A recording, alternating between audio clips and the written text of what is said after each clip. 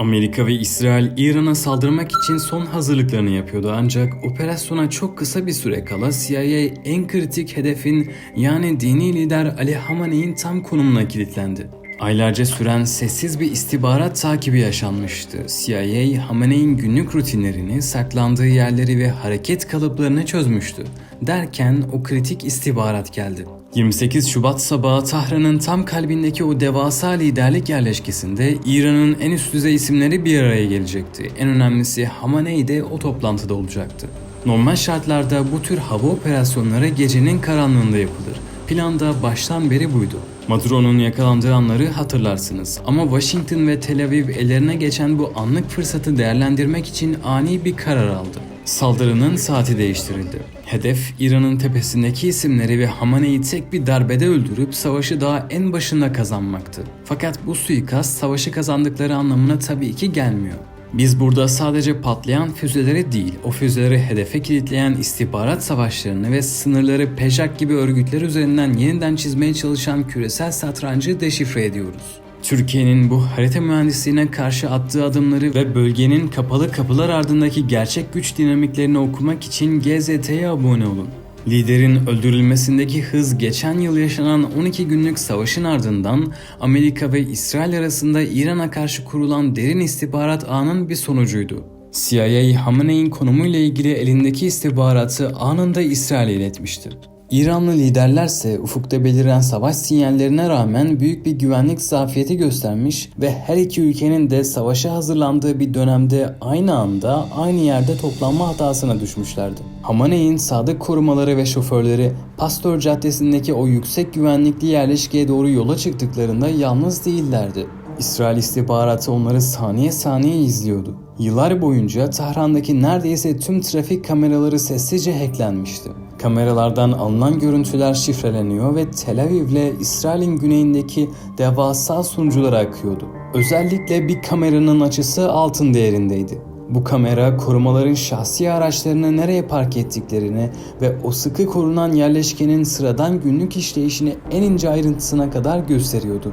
Elde edilen bu devasa veri yığını karmaşık algoritmalarla işlenmişti. Korumaların ev adresleri, mesai saatleri, işe giderken kullandıkları rotalar ve en önemlisi kimi korumakla görevli oldukları tek tek fişlendi. İstihbaratçıların yaşam döngüsü dediği bu harita sayesinde hedeflerin nefes alışverişi bile kayıt altındaydı. Fakat Hamenei'nin o sabah ofisinde olacağını bilmek operasyon için tek başına kafi gelmiyordu. İsrail ve CIA işi şansa bırakmamak adına Pasteur Caddesi etrafındaki baz istasyonlarının sinyal altyapısını felç etti. Korumaların telefonları arandığında meşgul çalıyor ve olası bir erken uyarı veya tehlike mesajları almaları fiziksel olarak engelleniyordu. Tahran'ı en az Kudüs'ü bildiğimiz kadar iyi biliyorduk diyordu bir İsrailli yetkili. İsrail'in sinyal istihbarat birimi olan Birim 8200'ün veri toplama mesaisi Mossad'ın sahaya sürdüğü ajanlar ve askeri istihbaratın her gün süzgeçten geçirdiği yapay zeka verilerinin bir sonucuydu. Ayrıca Amerikalıların elinde çok daha somut bir bilgi mevcuttu. Doğrudan içeriden insan istihbaratı. CIA bu kritik bilgiyi masaya koyduğunda düğmeye basma vakti gelmişti. İran Kudüs Gücü Komutanı Süleymani'den günümüze nokta atışıyla öldürülen birçok İran yetkilinin konumunun bilinip saldırı yapılması bunu kanıtlıyor. Hedefteki yerleşke İran'ın yönetim kalbini temsil ediyordu. Cumhurbaşkanlığı, dini liderlik ve Ulusal Güvenlik Konseyi ofisleri buradaydı. İsrail istihbaratı da içeride kimlerin olduğunu tek tek tespit etmişti. Devrim Muhafızları Komutanı Muhammed Pakpur, Savunma Bakanı Aziz Nasirzade, Askeri Konsey Başkanı Amiral Ali Şamhani, Devrim Muhafızları Hava Uzay Kuvvetleri Komutanı Seyit Mecid Musevi ve İstihbarat Başkan Yardımcısı Muhammed Şirazi gibi isimler oradaydı. Operasyon İsrail saatiyle sabah saat 6 civarında savaş uçaklarının havalanmasıyla başladı. İddialara göre gökyüzünde çok fazla uçak yoktu ama taşıdıkları mühimmatlar uzun menzilli ve gelişmiş isabet oranına sahip füzelerdi. Jetlerin kalkışından 2 saat 5 dakika sonra Tahran saatiyle tam 9.40'da füzeler yerleşkeyi vurdu. Üst düzey ulusal güvenlik yetkilileri yerleşkedeki bir binadaydı. Hamenei ise hemen yakınındaki başka bir binada bulunuyordu. İsrailli bir savunma yetkilisinin basına sızan mesajına göre o sabah Tahran'da siyasi ve askeri elitlerin toplandığı birkaç farklı nokta eş zamanlı olarak vurulmuştu. 37 yıllık Hamenei liderliği son bulmuştu bu saldırıyla.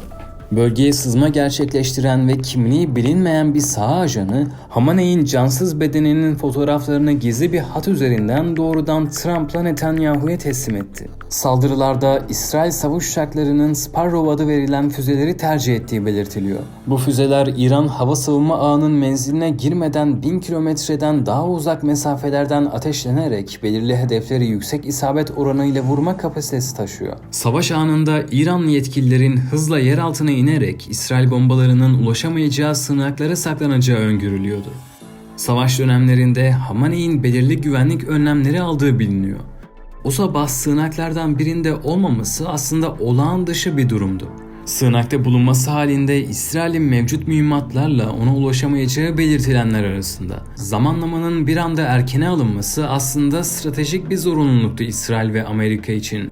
Çünkü savaş resmen başladığında bu isimleri bulmak imkansızlaşacaktı. Çatışma anında hepsi hızla yer altına inip İsrail bombalarının işlemediği o derin sığınaklara çekilecekti muhtemelen. Aslında Hamaney, Hizbullah lideri Hasan Nasrallah gibi hayatını yer altında geçiren biri değildi. Hatırlarsanız Nasrallah 2024 Eylül ayında Beyrut'ta 80 bombayla vurulana kadar yıllarca sığınaklarda saklanmıştı.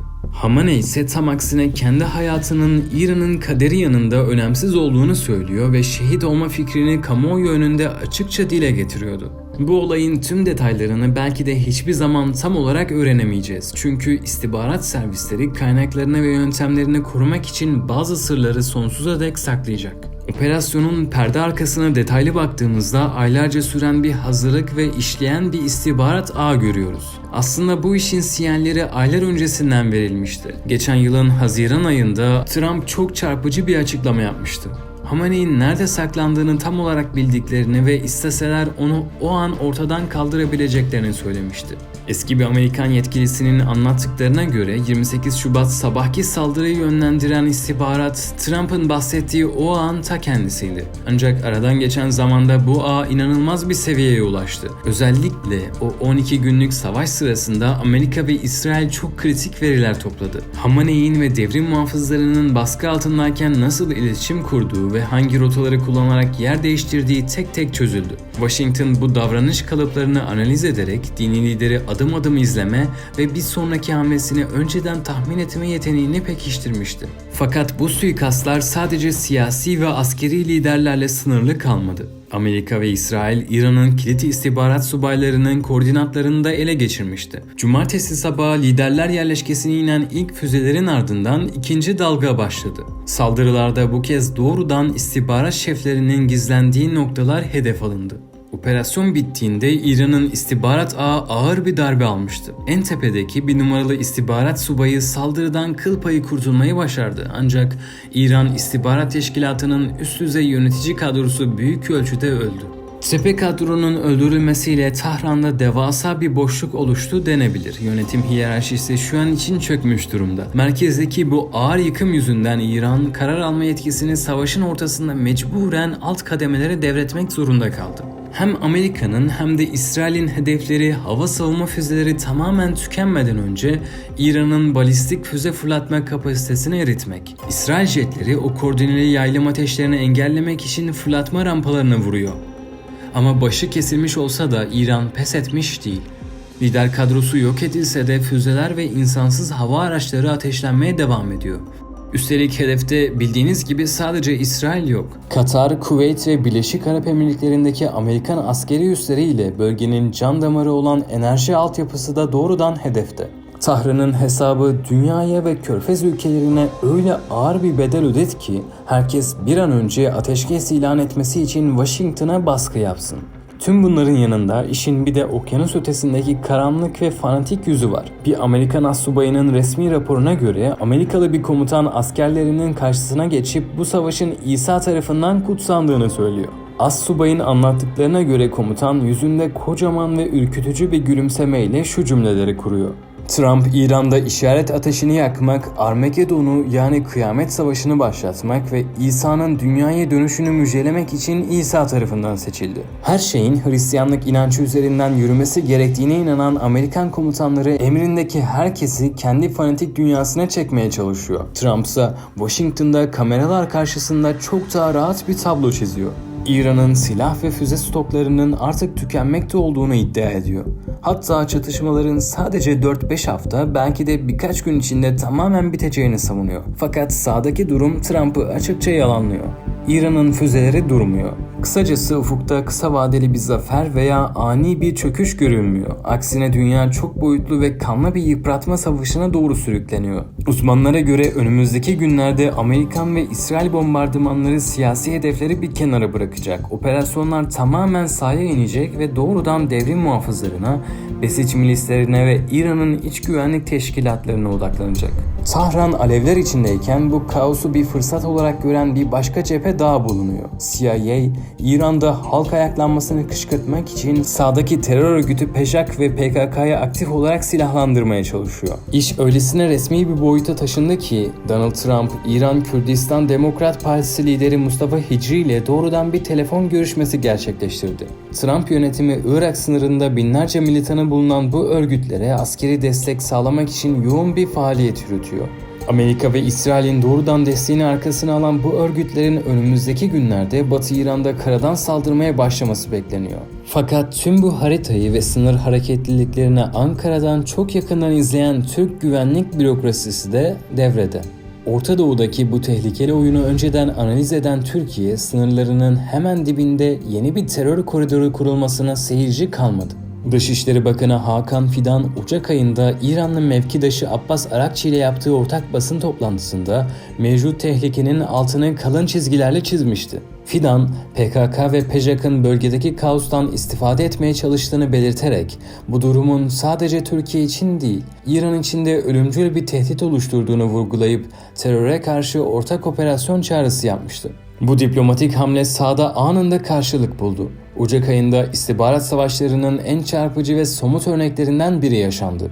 Arkasına Amerika ve İsrail istihbarat servislerinin desteğini alan PEJAK militan grubu, gece karanlığında Irak üzerinden İran topraklarına sızmak için harekete geçti. Ancak karşılarında MİT vardı. MİT, sahadaki unsurları ve gelişmiş teknik istihbarat imkanlarıyla sınır hattındaki bu tehlikeli hareketliliği saniye saniye takip etti. Grubun tüm sızma rotaları ve tam koordinatları tespit edildi. Elde edilen bu hayati istihbarat acil koduyla anında İran makamlarına iletildi. Gelen bu istihbaratla harekete geçen İran devrim muhafızları, İlan ve Kirmanşah kırsalında bir operasyon başlattı. Bölgeyi hızla çembere alan İran güvenlik güçleri, MİT'in sağladığı koordinatlar sayesinde militanların kaçış yollarını kapatarak sızma girişimini engelledi.